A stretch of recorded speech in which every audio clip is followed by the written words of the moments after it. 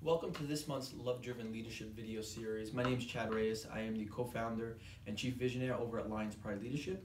And today I have with my partner, John Picarello, who's also one of the co-founders and the chief leadership officer over at Lions Pride Leadership. And today what we're going to be talking about is why doing the right things is always the right thing to do. So we're going to be jumping into a conversation around that. And so we're going to get started. John, you know, in September you wrote an article on this topic, and you specifically discussed Bernie Madoff. Can you kind of just share why you wrote the article discussing Bernie Madoff, and then we'll unpack it from there? Sure. I was dealing with subjects that had to do with improprieties and lack of integrity, and my thoughts were writing an article on that and thinking about real life situations where you had well-known leaders respected in the community, and that was on the front end, but then you realize that under the surface they weren't what they appeared to be. So that spoke to the lack of integrity. So usually I try to start with a story, and it illustrates the point. And with Bernie Madoff, at one point he was the most respected out of all in the investment companies as far as being on Wall Street, where they had such a respect with people, not only national but then internationally, and people were just, he was the man on the street. That was it. You wanted to go to him, you wanted to invest your money, retirement, and so on and so forth. And what happened though is over time people began to question the numbers, that this is off the charts.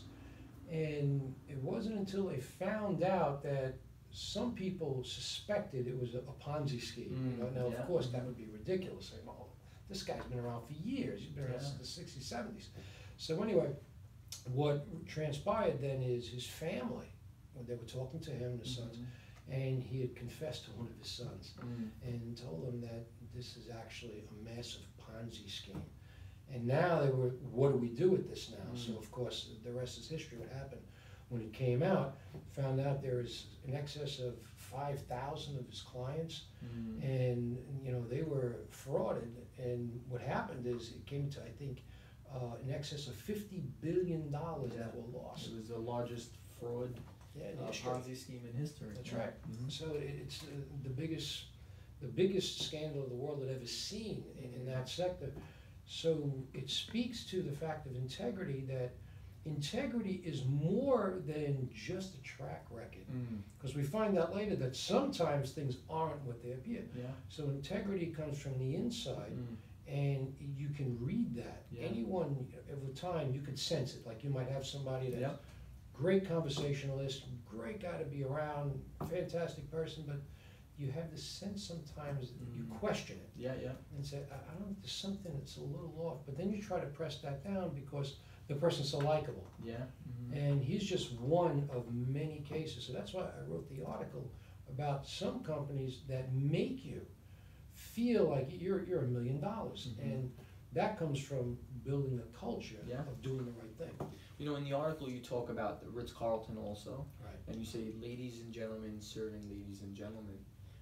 Can you kind of speak to that a little bit more of what is your perspective about always doing the right thing, and how is RitzCarlton doing that?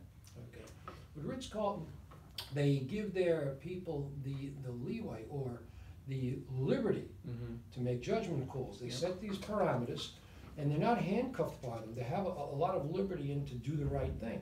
So they want to have every guest come in to feel like they're the only guest in the hotel, so it's going to be highly personalized. But in order to do that, you can't really anticipate every single request, so you have to give your people enough leeway and trust them with judgment calls. So what RitzCarlton does is they train their people to add value, and they give them the parameters. Some of them even have, in fact I believe most of them do, have an expense account that's just for the guests, where when they come, whatever they need within this amount, which is in reason, and they set it, then go ahead and get it. And it could be anything. So what's interesting is, so I don't know if I've ever shared this with you, but so Danielle and I were, this is years ago, we were at the RitzCarlton in Aruba, and we were there, and they had these pens that they were leaving out, and I love them. And I said, I asked the guest service. I said, can we get a few of the pens? John, you know what they did? No, They brought out a box of pens. When I say a box, you know, like the ones we order for Lions Pride? Right. They brought out a box of them and said, here. And I said, I only wanted like 5 or 6 or 7 of them. I said, I can't even take all, that's so heavy, I can't even take it on the plane with me. So they were like, just take 20 or 30 of them then. Right. So they told me to take a handful, but they literally brought out a whole box of pens. To your case in point though, that they empower their people to do the right thing. Right. And just to that point, you ask for a pen, or even 2 pens. What they're doing is they're exceeding expectations. That's their guideline. Always exceed expectations. And what does that do? Mm-hmm. That really adds value to the guests, and it makes their experience that more pleasurable. Yeah. No, it's amazing. So so tell me about, you mentioned in the article about validation, right? And how it fuels everything we do, right? So can you kind of speak to that about validation and, you know, how it fuels appreciation, how it fuels encouragement, all of that? Okay. I think I mentioned in the article about resignations. You could trace the majority of resignations to feeling unappreciated. So you could have a high salary, but it's not always about money. Yeah. You could have a great package, you know, but it's not always about all of the stuff that they give you. Yeah. It really is about, do they care about me? How do they appreciate what I do for them? And it's more than that. You know, in attaboys used to say when I first came into the workforce, it went a long way. And a lot of leaders, when I first started in the 80s, where they didn't give any attaboys, it was like, hey, that was your job, just do it, that's the end of it. But when you went the extra mile, there were few leaders who recognized that. So when you work and you want to go the extra mile for the organization, when they show up with something, you know, either just giving you anything, it could be a gift card. It didn't cost the company anything, but when they give you a gift card, that means something. Hey, go to dinner on us because last month you did a killer month. So that's affirming, and that's validation. And you don't see people putting in a resignation because they feel secure, they feel appreciated, and they're highly validated. Nobody puts in a resignation for that unless they're moving to a different state. So to that point, companies that do that, they find they have less of a turnover, but they also see increased repeat business because the way you treat your employees, that's how you're going to treat your customers. And also the way you treat your employees, that's how your employees are going to treat your clients. So it's important. It's so important. You also talk about trust in the article, about being trustworthy, right? I mean, I think everyone knows that trust is important. Stephen Covey wrote a book on it, right? Speed of Trust. Speed of Trust. Great book, right? But what are some of the things when it comes to doing the right thing and trust? What are some of the things that you think are so vital for those that are going to be watching this show, right? And that are watching the show right now? What do you think of those things? Like the things that they need to take away and say, okay, being trustworthy is so important. What are the things that show us what trust, you know, how you can instill trust in others? Okay. It speaks to core values. So we talk about this all the time. You have to value people. And a leader also has to be solid on the inside. Like if I don't value myself, you don't stand a chance of me valuing you. Why? Because I wouldn't know how. So I have to be secure in who I am. And in adding value to you would build trust, but I have to be a person of integrity. So I have to be thinking of you. So a lot of times what I do is when I have to make a decision, I go the extra mile with that. And I think I said in the article that I do my best to not have the good things I do to be badly spoken of. And what I meant by that is what's going on the inside. So the love-driven leader is someone who puts the other person first. So I might do something that's perfectly right, perfectly ethical, but if I sense in my heart, you know what, I can look at this in a different way, and it could be misconstrued that this guy's got some ulterior motives. On that basis alone, as a matter of conscience, I won't do it. So I'll shift gears. Why? Well, I think to your point though, to be able to do that, you have to be emotionally aware of where you are. You have to have a high level of self-awareness, right? And in one of our last video series, we spoke about how important it is to have emotional intelligence, right? To be a self-aware person.